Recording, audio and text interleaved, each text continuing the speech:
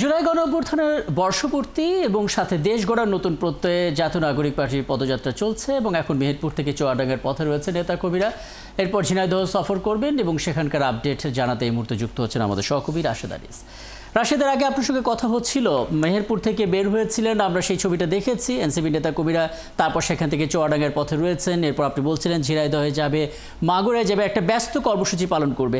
একটু ধারণা দেবেন সেই ব্যস্ত কর্মসূচিগুলো কি কি থাকছে এবং এই পথের মাঝখানে কোথায় কোথায় পথ সমাবেশ হয়েছে এবং কি বলেছেন আপনাকে আসলে এনসিপি নেতা কবিরা? রাশেদ।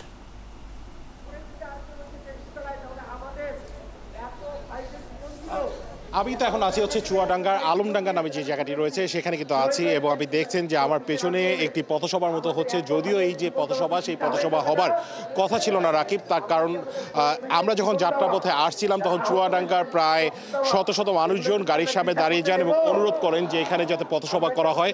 এবং এরপর কিন্তু এই যে এলাকাটি রয়েছে সেখানে জাতীয় নাগরিক পার্টির নেতারা দাঁড়িয়ে যান এবং ছোট করে একটি পথসভার আয়োজন করছেন। আমরা কিন্তু দেখেছি একটু আগেও যখন আপনার সাথে আমার কথা হচ্ছিল তখন কিন্তু আমরা দেখেছি যে জাতীয় নাগরিক পার্টির যারা নেতারা রয়েছেন তারা যখন পথ দিয়ে যাচ্ছিলেন, বিশেষ করে জাতীয় নাগরিক পার্টির আহ্বায়ক নাহিদ ইসলাম যখন ছিলেন তখন কিন্তু আমরা দেখেছি যে অসংখ্য মানুষ সারিবদ্ধভাবে দাঁড়িয়ে রয়েছে এবং সারিবদ্ধ দাঁড়িয়ে থেকে কিন্তু তারা করছেন। সদস্য সচিব আক্তার হোসেন কথা বলছেন, আমি একটু চেষ্টা করি সদস্য সচিবের সাথে যুক্ত হবেন। বর্তমান ভারত সরকার আশ্রয় দিয়ে রেখেছে। আমরা ভারত সরকারের কাছে বলতে চাই, ইতিহাসের কাছে আপনাদেরকে দায়বদ্ধ থাকতে হবে।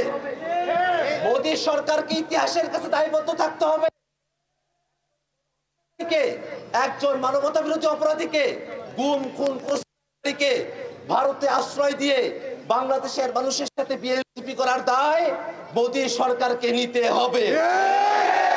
এই কারণে আমরা মোদী সরকারের কাছে আহ্বান জানাবো, যত দ্রুত সম্ভব শেখ হাসিনাকে বাংলাদেশের বিচার ব্যবস্থার কাছে অবশ্যই হস্তান্তর করতে হবে।